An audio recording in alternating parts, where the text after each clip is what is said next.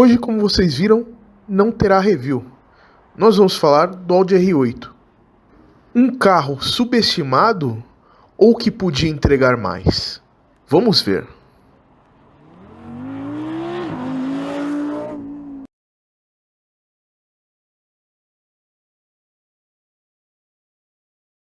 Olá, bom dia para vocês, né? Espero que vocês estejam bem.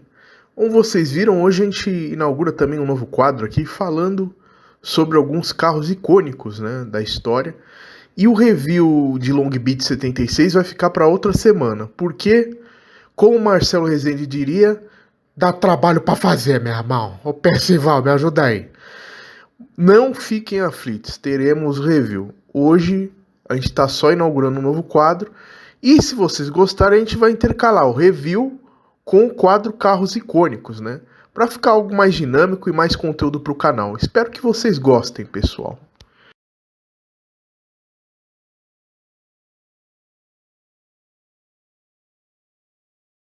Bom, o início de tudo, a Audi queria desenvolver o programa de competição dela com o objetivo de ganhar Le Mans. E para isso ela desenvolveu dois conceitos, né? O Audi R8R, né, que é o aberto, que vocês podem ver na foto, e o R8C, que é o fechado. A Audi acabou entendendo em competições que era melhor desenvolver o carro aberto. Menos interferência aerodinâmica, mais fácil de trabalhar, né? Então esse foi o início nas pistas, né, da ideia do que seria o R8, né? Não de rua ainda, mas o conceito geral de carro, né? E como vocês podem ver, até 99 a 2000 existe a mudança de conceito e a partir de 2000 a Audi começa a acertar e faz o carro que a gente conhece bem, né? O Audi R8, que ganhou Le Mans, vários anos seguidos, né? Então, o conceito geral nasce em pista, né? Audi R8 de competição que um dia pode levar um capítulo à parte aí no nosso Carros Icônicos aí. Carro de competição também vai entrar. Bem, na esteira do sucesso nas pistas, né? Que a Audi estava dominando tudo nessa época, né? No Endurance. A Audi apresentou no Salão de Frankfurt em 2003 o conceito do que seria o Audi R8 de rua mesmo, né? Que se chamava Audi Le Mans 4, né? Destacando a tração 4, né? Que é a marca da Audi, né? O conceito tinha motor V10 biturbo 5.0 de 610 cavalos, ó, isso em 2003, hein? O conceito do carro. Tração integral, né? A carroceria era feita de alumínio e fibra de carbono, né? E tinha alguns detalhes, vamos dizer assim, mais fora da casinha, né? Porque se tratava de um carro conceito, né? Não era um carro de produção. Mas já em 2003 esse carro fez tanto alarde, né? Gerou tanto murmurinho que a Audi pensou seriamente em realmente fazer o seu primeiro super esportivo, né? Que é baseado nesse primeiro conceito, que era belíssimo, né? Eu acho o conceito do Audi R8 muito mais bonito que o R8 em si, né? Mas era uma coisa mais agressiva mesmo para chamar a atenção do público e deu muito certo, né? O pessoal realmente ficou encantado com o carro na época.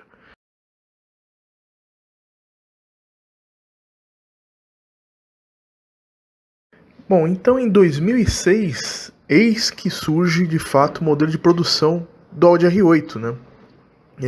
O Audi R8 que surgiu primeiramente aqui nesse ano com o motor 4.2 V8 da Audi, né? Um motor bem conhecido, derivado do Audi RS4, né? Tinha 420 cavalos, né?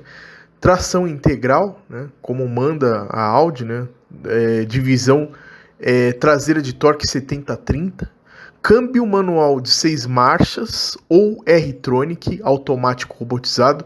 Vamos falar desses detalhes na conclusão geral, né? Lá pra frente, agora é só o en passant. Então ele tinha 0 a 100 de 4.6 segundos e velocidade máxima de 301 km por hora, né? Ele compartilhava a plataforma com a Lamborghini Gallardo, né? Que é um carro que veio antes. Mas obviamente ele era uma versão, vamos dizer assim, mais civilizada, né? Ele era um carro, nessa época, nerfado mesmo, em comparação a Gallardo, né? Então assim surgiu o Audi R8, né? E vocês podem notar que o V8 ele tem a saída de escape dupla atrás, né? Em vez de ser uma oval grandona como os V10, que vamos ver a seguir, né? Em 2008, enfim, chega a motorização V10 no Audi R8, né? Derivada do Lamborghini Gallardo 5.2, né? V10 aspirado, de 525 cavalos, né? E ele já dá um bom salto, né, de desempenho. 0 a 100 já fica 3.9 segundos, velocidade máxima 316 km por hora, né?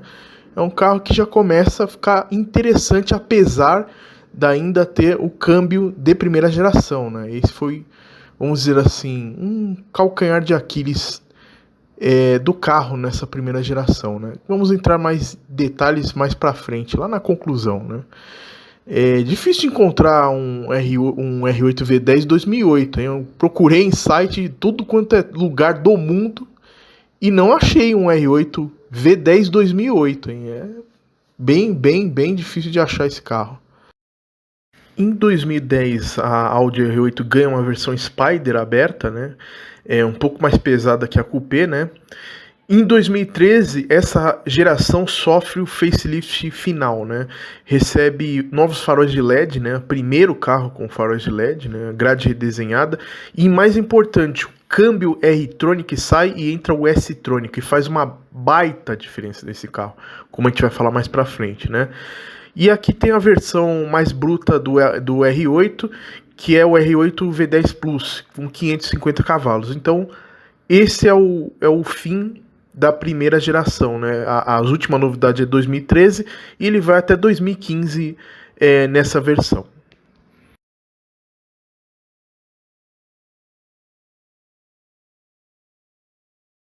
Na segunda geração do carro, né, ele já tinha uma nova plataforma, né, que ele compartilhava com a Lamborghini Huracan, chamada MSS, né? E aí, nessa geração, a Audi abandonou os motores V8, né? Só tinha V10 agora, como tinha que ser, né? Nessa geração, a potência saltou para 610 cavalos e tiveram várias e várias versões, né? E em 2017, a Audi apresentou a primeira versão com tração traseira só, o R8 RWS, né? 2017. Então o carro só tinha tração traseira, foi abolida a tração nas quatro, né? E fez um grande sucesso porque era um carro mais leve, né? Um carro mais puro de ser conduzido, né? Então realmente foi uma inovação, né? Vamos dizer assim, um downgrade, mas que tornou o carro mais interessante, né? Só tração traseira com V10, o negócio fica mais interessante. Bem, aí em 2019 a gente veio o que a gente pode chamar do facelift final, né, do Audi R8, né, um carro que ficou mais bonito, né, ele tem uma divisão na grade dianteira, umas 3 divisões que remete aos Audis clássicos, né, os Audi 4 clássico, né, o S1 de competição, né, de rally. Ele é um carro que é bem mais trabalhado em termos de aerodinâmica, né? A Audi tentou fazer com que ele fosse otimizado em tudo, né? Ele é um carro que já tem 610 cavalos, né? Como eu disse anteriormente. Tem a versão... Em 2020, a Audi trouxe a versão RWS, né, só de tração traseira mesmo, porque o pessoal pedia, né? Era um carro que existia realmente uma demanda e tornava o carro mais interessante do que ele já era, né?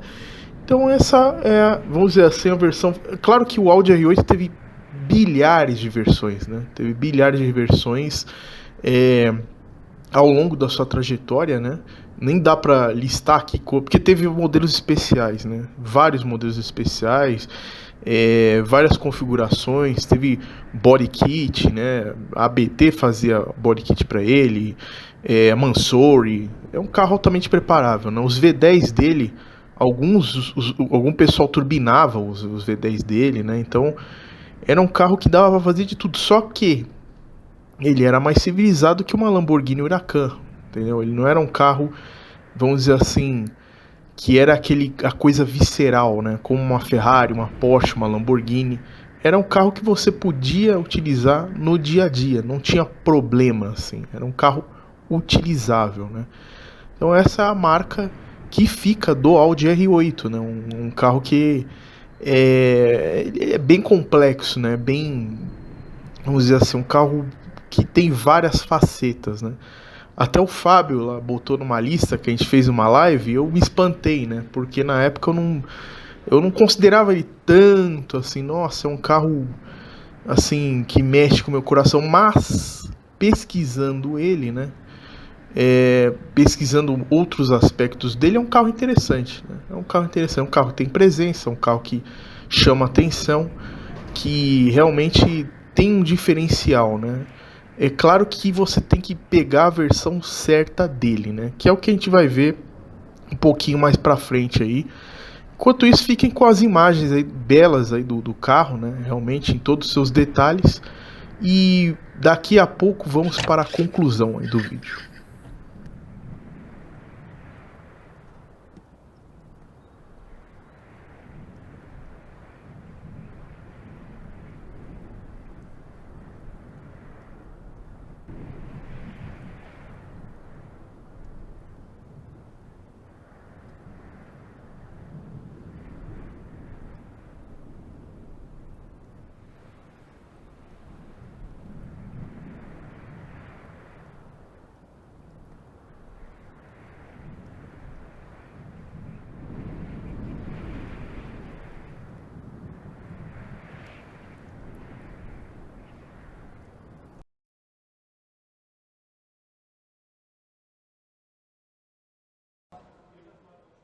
Bem, chegamos aqui à conclusão do vídeo, né? Conclusão é onde a gente percebe que o Audi R8 é um carro que tem suas particularidades, né?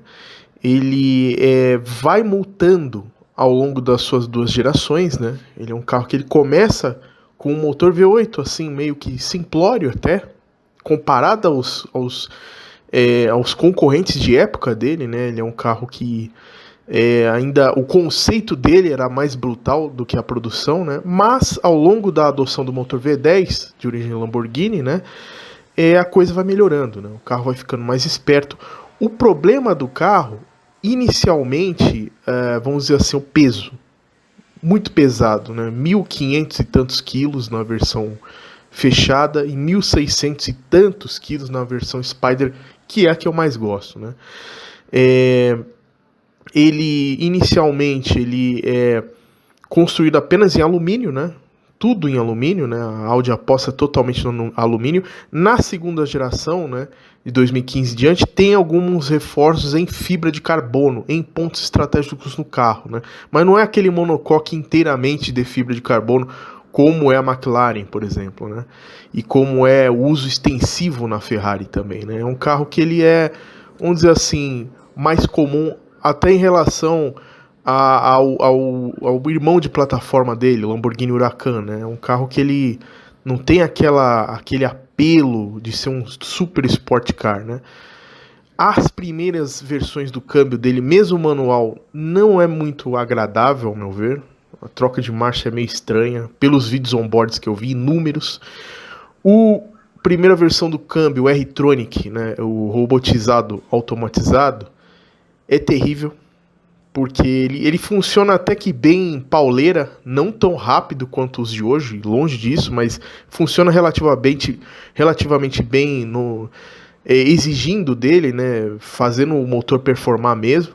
Só que em velocidade normal, a passeio ele é terrível, dá tranco, é um câmbio problemático, né? Ele até na Lamborghini ele era complicado, né? Com a adoção do S-Tronic, né, no fim da primeira geração e depois na segunda geração inteira, né? Aí a coisa muda, o câmbio é excelente. O S-Tronic ele tem uma pegada, a mudança de marcha é muito rápida, né? As desacelerações de marcha também são super rápidas, né? Um câmbio que ele faz o carro viver novamente, né? Ele explora totalmente o V10 em sua plenitude, né? E essa é uma diferença que faz muito sentido nesse carro, né? Então, se você for ganhar na Mega Sena, né, ter muito dinheiro, pegue as versões S-Tronic. Nem a manual é muito boa. Eu não gostei mesmo dos onboard que eu vi do manual dele. Achei estranho, achei realmente uma acoplagem estranha, não achei tão divertido assim. Mesmo no V10 eu não sei se seria tão legal assim. A não ser que você faça muita questão. A R-Tronic, esqueça. É realmente um câmbio que você tem que fugir desse carro.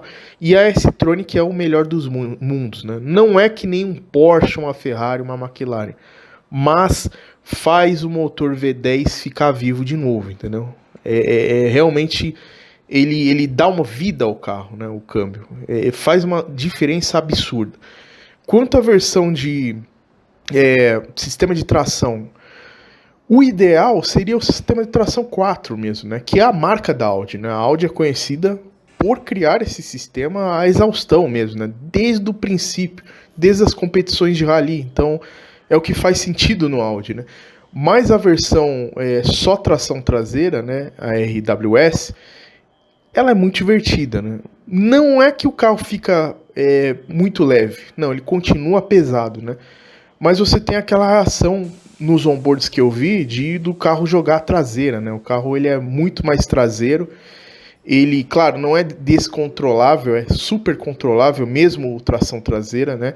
O integral nem se fala, só que ele tem aquele comportamento de carro andando no trilho, né? Ele não vai fazer tanta coisa divertida assim, né? Ele é um carro mais, vamos dizer assim, a prova de idiotas mesmo. Você não vai sair de lado com ele, com o carro, a tração 4, né?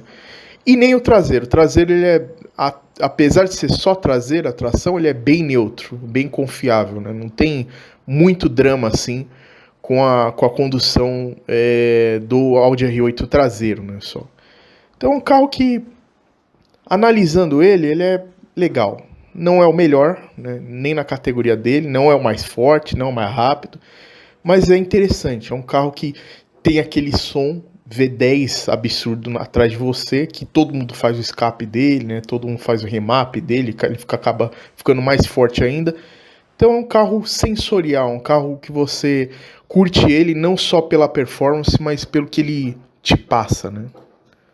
Bom, e nesse raciocínio, né, a versão que para mim mais faz sentido é essa que tá passando na tela, né? A versão Spider dele, né? A versão que eu teria do Audi R8. Por quê? Porque eu, nesse carro, não estaria procurando o desempenho extremo, a melhor tocada, o extremo do extremo do extremo da velocidade. Não, eu estaria procurando sensação, né? Sensação sensorial, o V10, né, berrando nas minhas costas. É um carro que eu posso utilizar para qualquer coisa, porque ele é prático. Ele não é como um carro mais agressivo e incivilizado, pelo contrário, ele é civilizado, né? Você pode usar ele para mais de uma coisa e tem um senso de presença absurdo, apesar de ser um Audi, né? O pessoal acha que é menor, né? Assim, é a marca menos prestigiada das alemãs. Eu não acho, pessoalmente, né? Eu acho realmente um carro que é bom, que tem presença, que onde chega chama atenção e é usual, né? E é bonito também. Eu acho ele mais bonito do que qualquer Huracan, com certeza, né? Isso sem sombra de dúvidas. Acho que muitos aqui devem partilhar da mesma opinião, apesar de não falar, né? O pessoal não fala, mas é verdade. Então é isso, o Audi R8 morreu, né?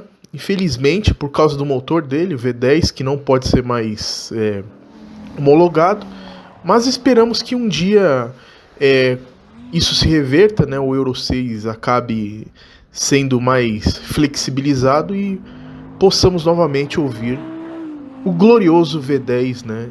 Que não é de origem Lamborghini, que eu disse lá, é origem Audi mesmo, né? A Audi que faz tudo, só que a Lamborghini dá o acerto dela no final, nos carros dela, né?